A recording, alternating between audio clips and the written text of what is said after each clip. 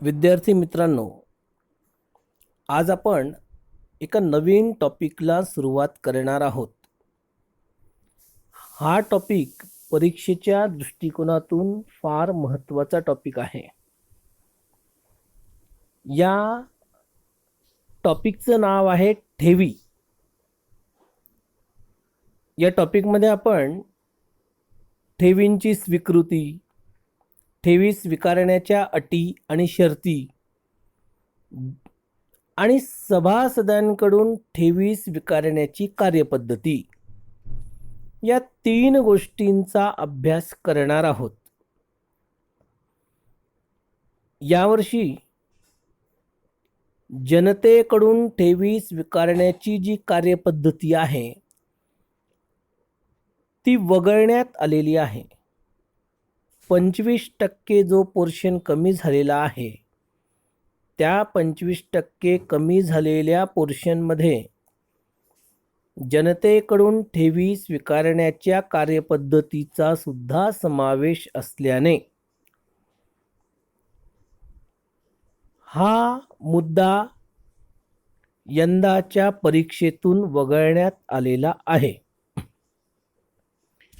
ठेवी, आपण मागच्याच तासाला ठेवींविषयीची माहिती बघितली की जनतेकडून स्वीकारलेली कोणतीही रक्कम की जी ठेव स्वरूपात स्वीकारलेली असते त्याला ठेवी असे म्हणतात. या ठेवींमुळे कंपनीला अल्पकालीन भांडवल उभारता येते व अल्प मुदतीसाठी त्या भांडवलाचा कंपनीला वापर करता येत असतो. भांडवल उभारणीचा हा अत्यंत सोपा आणि स्वस्त मार्ग आहे. ठेवी स्वीकारल्यामुळे भांडवलात वाढ होते, पण हे जे भांडवल आहे हे भांडवल मालकीचं भांडवल नसल्या कारणाने त्यावर नियंत्रण ठेवण्याची गरज नसते. म्हणजे ठेवीदार हे कंपनीच्या व्यवस्थापनावर नियंत्रण ठेवू शकत नाही, कारण ते कंपनीचे धनको असतात, ते कंपनीचे मालक नसतात व कंपनीच्या सर्व गोष्टींवर नियंत्रण ठेवण्याचं काम हे कंपनीचे मालक अर्थातच भागधारक करत असतात. या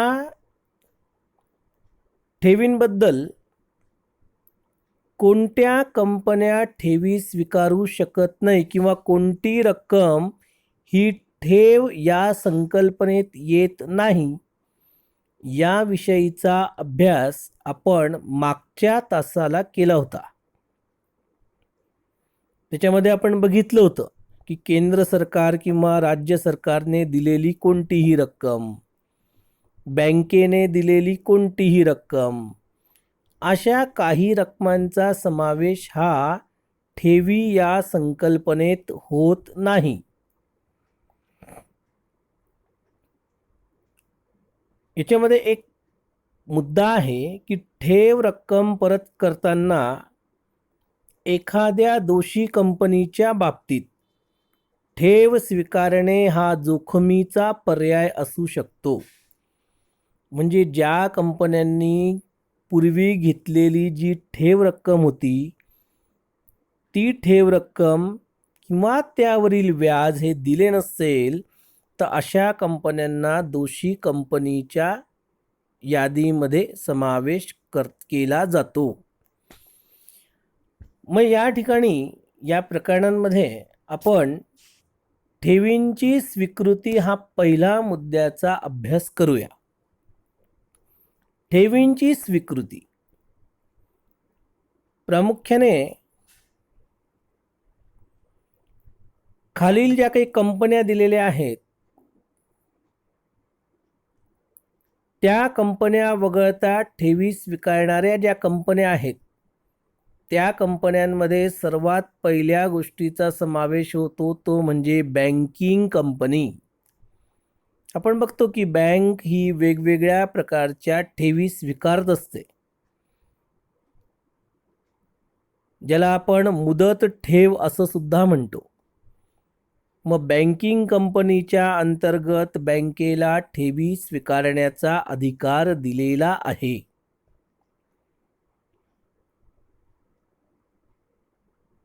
त्याच पद्धतीने ज्या कंपन्यांचा बँकिंग व्यवसाय नाही, म्हणजे कंपनी म्हणून ज्यांची स्थापना झालेली आहे, अशा सर्व कंपन्या या ठेवी स्वीकारू शकतात.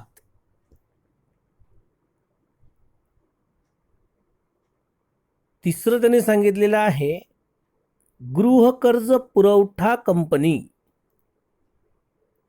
हाऊसिंग फायनान्स कॉर्पोरेशन HFC, की जी घरासाठी कर्ज पुरवठा म्हणून रक्कम पुरवत असते. अशा ज्या काही कंपन्या आहेत, अशा ज्या काही वित्तीय संस्था आहेत, त्या वित्तीय संस्था या ठेवी स्वीकारू शकतात. त्याचप्रमाणे सरकारने ज्या कंपन्यांना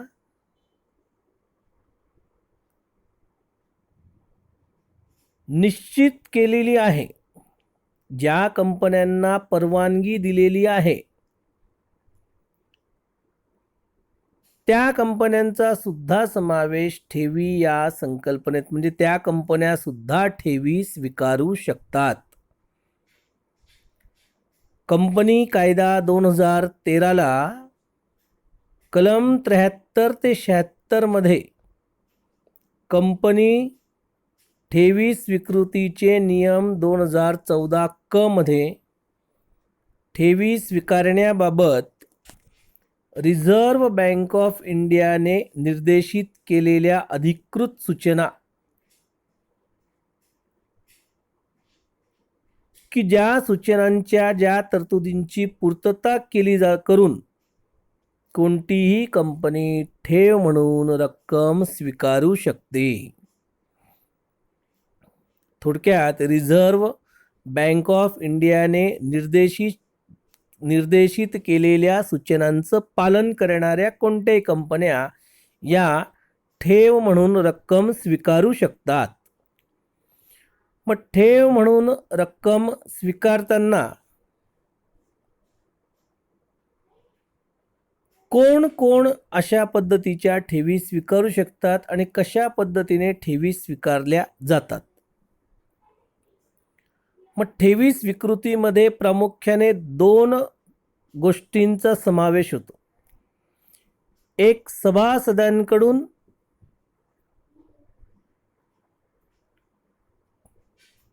ठेवी ज्या स्वीकारल्या जातात त्या ठेवी, व दुसऱ्या जनतेकडून ठेवी स्वीकारल्या जातात त्या ठेवी. सभासद म्हणजे तुम्ही 11वीला अभ्यास केलेला आहे की जी व्यक्ती भागधारण करते आणि ज्या व्यक्तीच्या नावाचा समावेश हा सभासद नोंदवहीमध्ये केलेला असतो त्याला आपण सभासद म्हणतो. मग अशा सभासदांकडून ठेवी स्वीकारताना प्रामुख्याने 3 कंपन्या ठेवी स्वीकारू शकतात.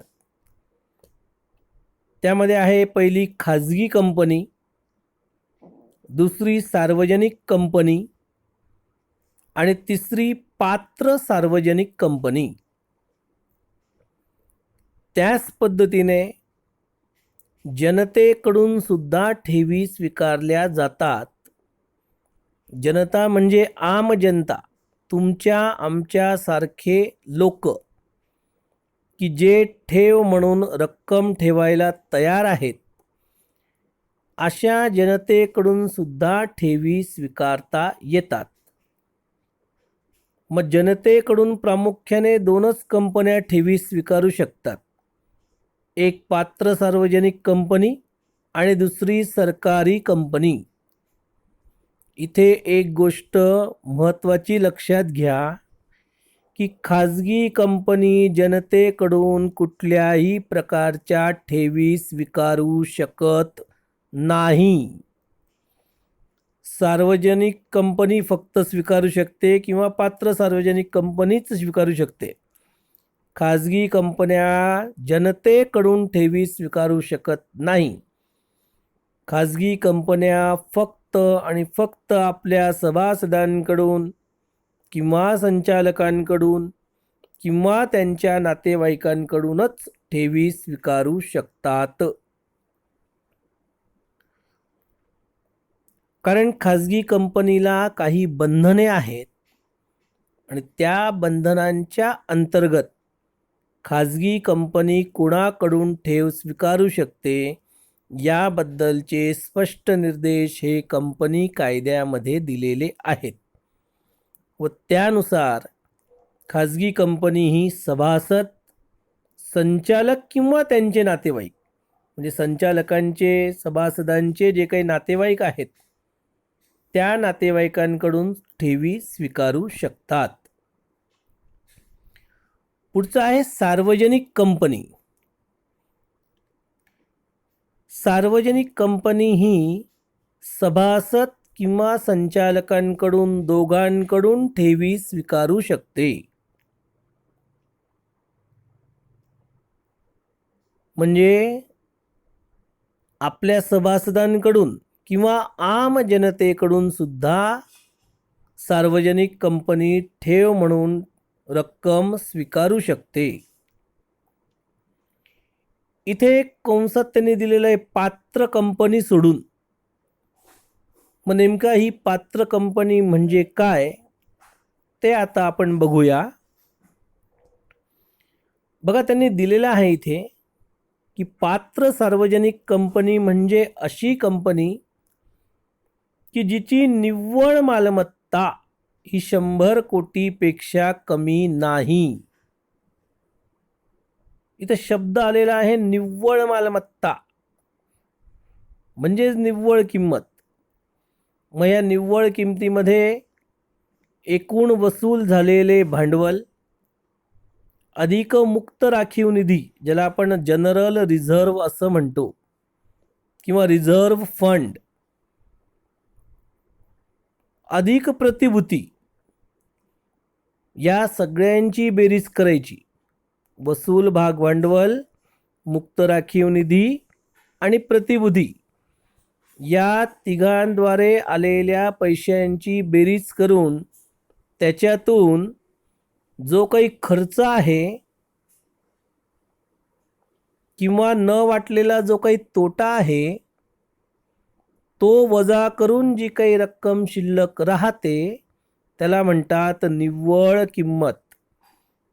मग ही जी निव्वळ किंमत आहे ही किंमत 100 कोटीपेक्षा कमी असायला नको. अशी जी कंपनी आहे त्या कंपनीला पात्र कंपनी असे म्हणतात. किंवा दुसरा मुद्दा त्यांनी सांगितलेला आहे की ज्या कंपनीची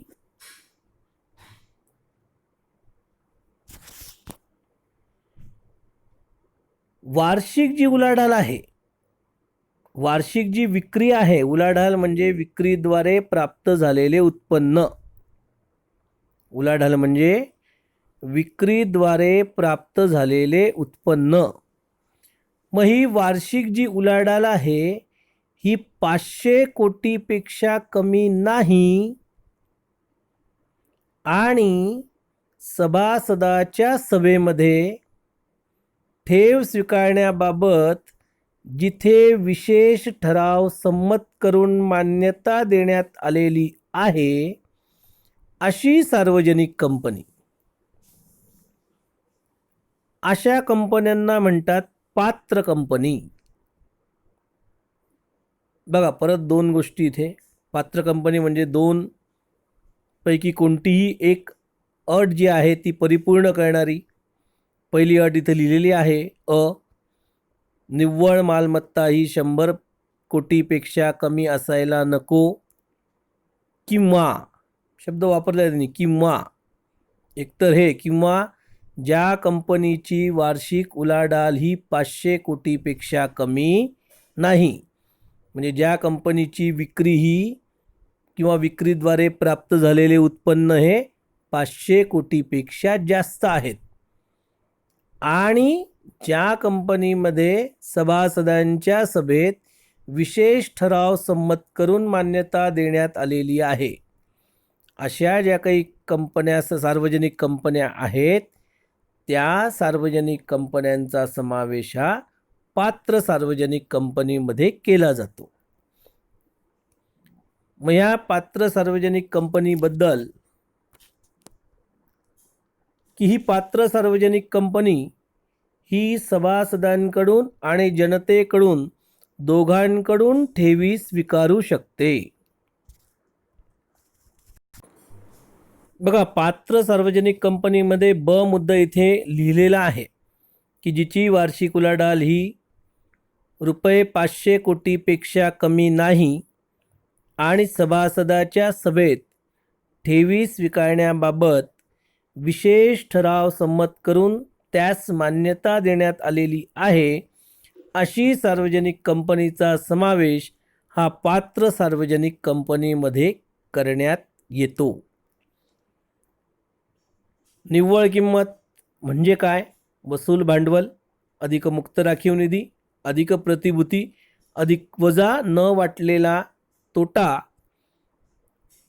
वजा अनपेक्षित खर्च वजा वजा केलेला किरकोळ खर्च. आणि उलाढाल म्हणजे मी तुम्हाला सांगितलं की विशिष्ट काळात विक्रीद्वारे प्राप्त झालेले उत्पन्न.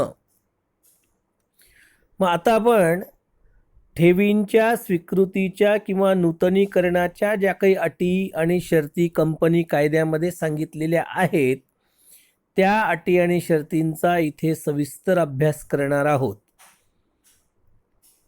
विद्यार्थी मित्रांनो, हा प्रश्न परीक्षेत फार महत्त्वाचा आहे. बऱ्याच वेळेस ठेवींची स्वीकृतीच्या अटी आणि शर्तीबद्दलचे प्रश्न हे परीक्षेत विचारले गेलेले आहे. ठेवी स्वीकृतीबाबतच्या अटी आणि शर्ती सांगा.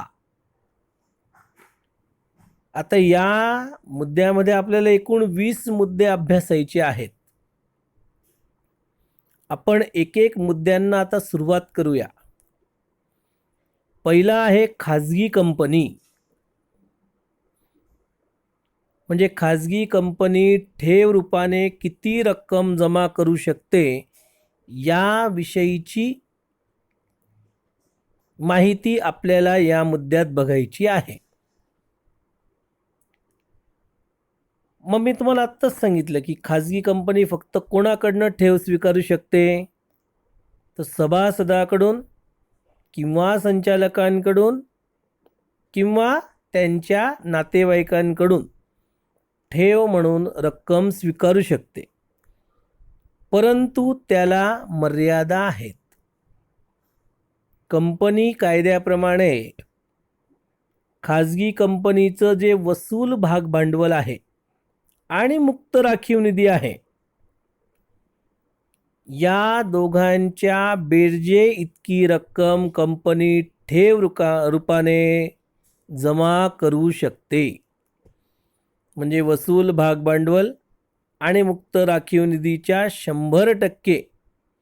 समजा वसूल भाग भांडवल असेल 10 लाख रुपये आणि मुक्त राखीव निधी असेल 3 लाख रुपये, तर कंपनी जास्तीत जास्त 13 लाख रुपये ठेव रूपाने रक्कम जमा करू शकते.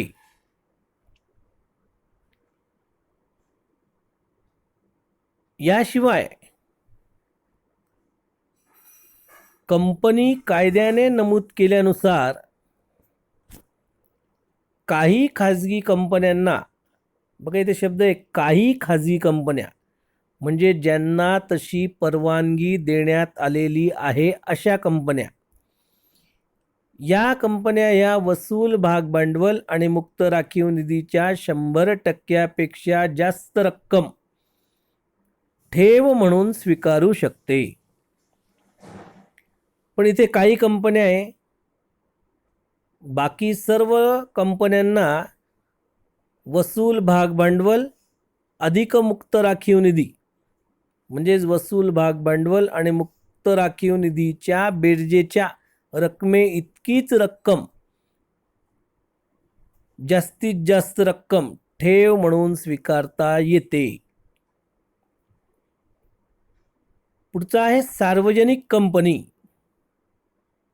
आता सार्वजनिक कंपनी आणि पात्र सार्वजनिक कंपनी याच्यामध्ये फरक असल्यामुळे सार्वजनिक कंपनी शब्द वापरला म्हणजे पात्र कंपनी सोडून, म्हणजे पात्र सार्वजनिक कंपनी सोडून. मग सार्वजनिक कंपनी जी आहे ती सार्वजनिक कंपनी वसूल भाग भांडवल आणि मुक्त राखीव निधीच्या बेरजेच्या 25% इतकीच रक्कम ठेव म्हणून स्वीकारू शकते. किती? वसूल भाग भांडवल व मुक्त राखीव निधीच्या बेरजेच्या 25% रक्कम इतकीच रक्कम. म्हणून त्यांनी लिहिताना लिहून दिले बघा की जेव्हा ठेव रक्कम वसूल भांडवल आणि मुक्त राखीव निधीच्या 25%ची मर्यादा पूर्वीच पार केली असेल, म्हणजे ऑलरेडी 25% रक्कम कंपनीने ठेव म्हणून स्वीकारलेली असेल, तर अशा वेळेस कंपनी सभासदांकडून ठेवी स्वीकारू शकत नाही. अशा वेळेस कंपनीला सभासदांकडून ठेवी स्वीकारता येणार नाही. म्हणजेच मुक्त राखीव निधीच्या आणि वसूल भांडवलाच्या जास्तीत जास्त 25% इतकीच रक्कम कंपनी सार्वजनिक कंपनी ही ठेव म्हणून स्वीकारू शकते. तिसरे आहे पात्र सार्वजनिक कंपनी. आता या पात्र सार्वजनिक कंपनीमध्ये प्रामुख्याने 2 गोष्टींचा समावेश होतो. एक, सभासदांकडून किती ठेव म्हणून रक्कम स्वीकारू शकते, आणि दुसरं, सर्वसामान्य जनतेकडून किती ठेव म्हणून रक्कम पात्र सार्वजनिक कंपनी स्वीकारू शकते. मग आपण पहिले बघूया सभासदांकडून.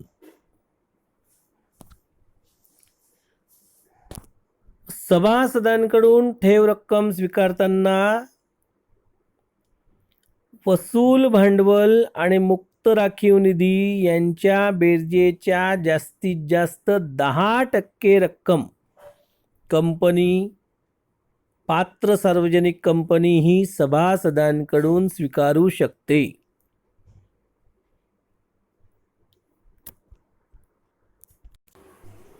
पात्र सार्वजनिक कंपनीमध्ये सर्वसामान्य जनतेकडून पात्र सार्वजनिक कंपनी किती रक्कम स्वीकारू शकते, तर सार्वजनिक कंपनीला जी अट लागू आहे तीच पात्र सार्वजनिक कंपनीला लागू आहे की पात्र सार्वजनिक कंपनी ही सर्वसामान्य जनतेकडून वसूल भाग भांडवल व मुक्त राखीव निधीच्या जास्तीत जास्त 25% इतकीच रक्कम ठेव म्हणून स्वीकारू शकते.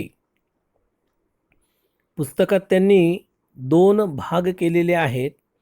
पहिल्या ह्याच्यात लिहिलंय पात्र सार्वजनिक कंपनीमध्ये सभासदांकडून किती ठेवी गोळा करू शकते, आणि दुसरं लिहिलंय सर्वसामान्य जनतेकडून किती ठेवी गोळा करू शकते.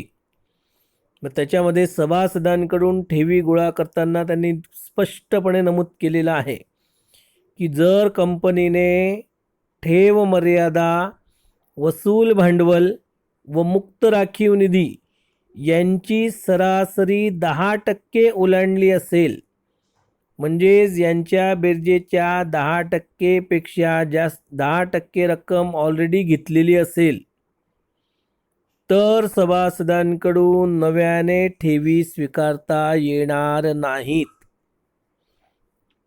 म्हणजे जास्तीत जास्त 10% रकमेपर्यंतच ठेवी सभासदांकडून पात्र सार्वजनिक कंपनीला स्वीकारता येतात. व सर्वसामान्य जनतेबद्दल सांगितलेलं आहे की कंपनीने ठेव मर्यादा, बघा लिहिलेलं आहे, कंपनीने ठेव मर्यादा, वसूल भांडवल व राखीव निधी यांची सरासरी म्हणजे बेरीज 25% इतकी ओलांडली असेल तर जनतेकडून नव्याने ठेवी स्वीकारता येणार नाहीत. म्हणजेच वसूल भाग भांडवल आणि मुक्त राखीव निधीच्या जास्तीत जास्त 25% इतकीच रक्कम जनतेकडून ठेव म्हणून पात्र सार्वजनिक कंपनी स्वीकारू शकते. पुढचा आहे सरकारी कंपनीकडून. सरकारी कंपनीकडून वसूल भाग भांडवल आणि मुक्त राखीव निधीच्या 25% पेक्षा जास्त रकमेचा ठेवी म्हणून स्वीकार करू शकत नाही. म्हणजेच सरकारी कंपनीच्या बाबतीत वसूल भाग भांडवल आणि मुक्त राखीव निधीच्या बेरजेच्या जास्तीत जास्त 35% रकमेपर्यंतच रक्कम ठेव म्हणून स्वीकारता येते. बघा, 4 वेगवेगळ्या गोष्टींमध्ये महत्त्वाची गोष्ट लक्षात ठेवा. खाजगी कंपनीमध्ये वसूल भाग भांडवल आणि मुक्त राखीव निधी यांच्या बेरजे इतकी रक्कम कंपनी ठेव म्हणून स्वीकारू शकते. सार्वजनिक कंपनीमध्ये आणि पात्र सार्वजनिक कंपनी सर्वसामान्य जनतेकडून वसूल भांडवल आणि मुक्त राखीव निधीच्या जास्तीत जास्त 25% रक्कम ही ठेव म्हणून स्वीकारू शकते. पात्र सार्वजनिक कंपनी ही सभासदांकडून मुक्त राखीव निधी आणि वसूल भाग भांडवल यांच्या बेरजेच्या 10% रकमे इतकी रक्कम ठेव म्हणून स्वीकारू शकते. आणि सरकारी कंपनी ही वसूल भाग भांडवल आणि मुक्त राखीव निधीच्या बेरजेच्या जास्तीत जास्त 35% पर्यंतची रक्कम ठेव म्हणून स्वीकारू शकते. या वरच्या ज्या रकमा आहेत त्या रकमा कंपनी ठेव म्हणून स्वीकारू शकत नाही. म्हणजे तुम्हाला हे लक्षात घ्यायचं आहे, कुठे 10% आहेत, कुठे 100% आहेत, कुठे 25% आहेत आणि कुठे 35% आहेत.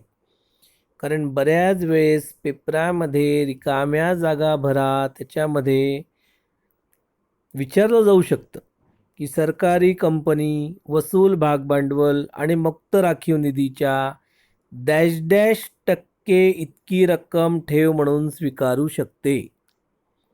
मग इथे निश्चित पद्धतीने तुमचं उत्तर 35%च यायला पाहिजे.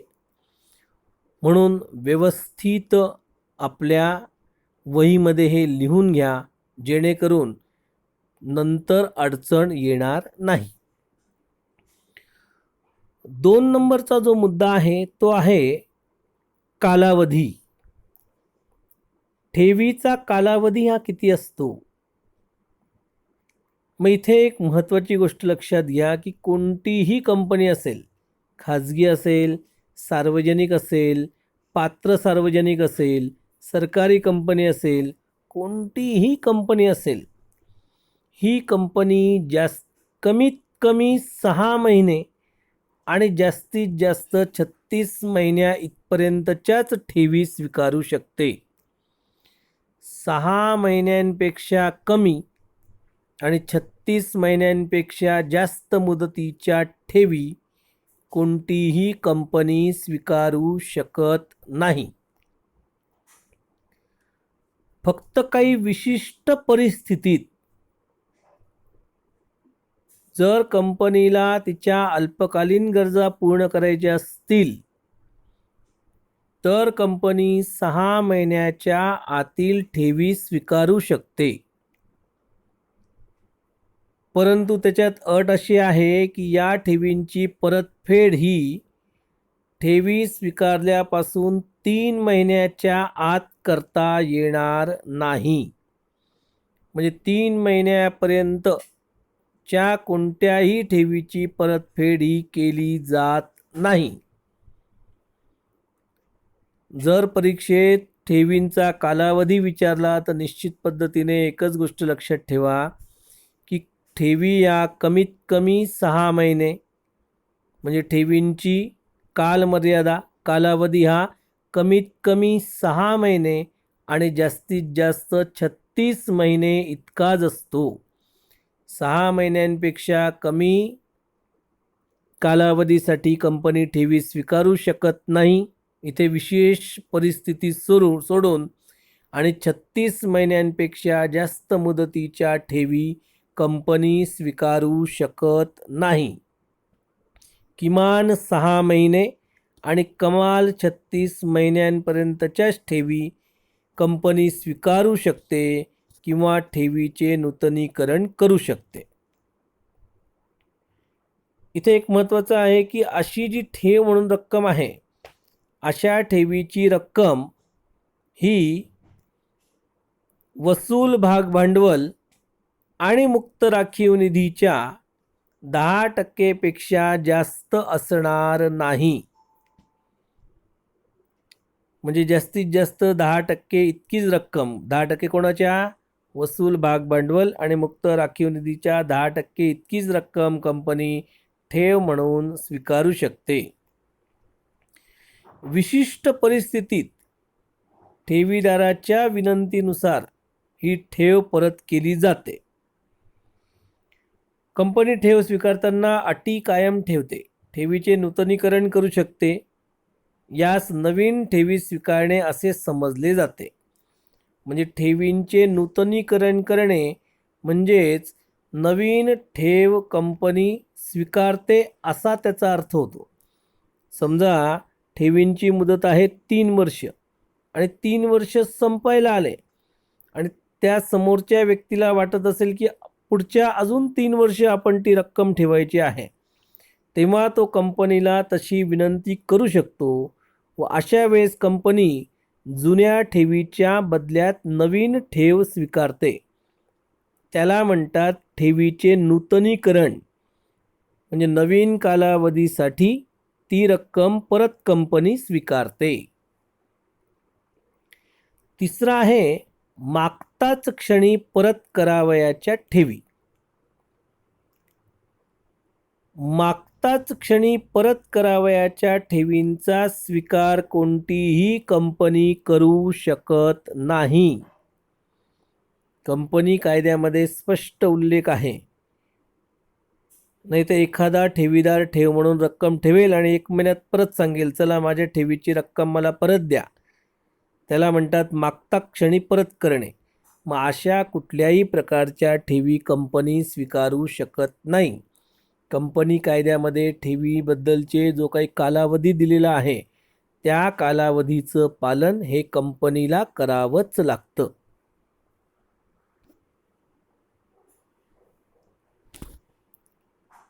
इथपर्यंतच्या मुद्द्यांचा आपण इथे अभ्यास केला.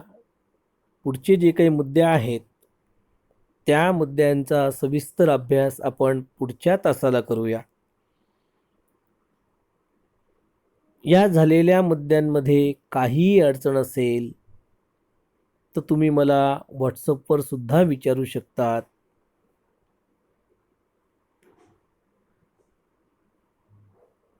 धन्यवाद.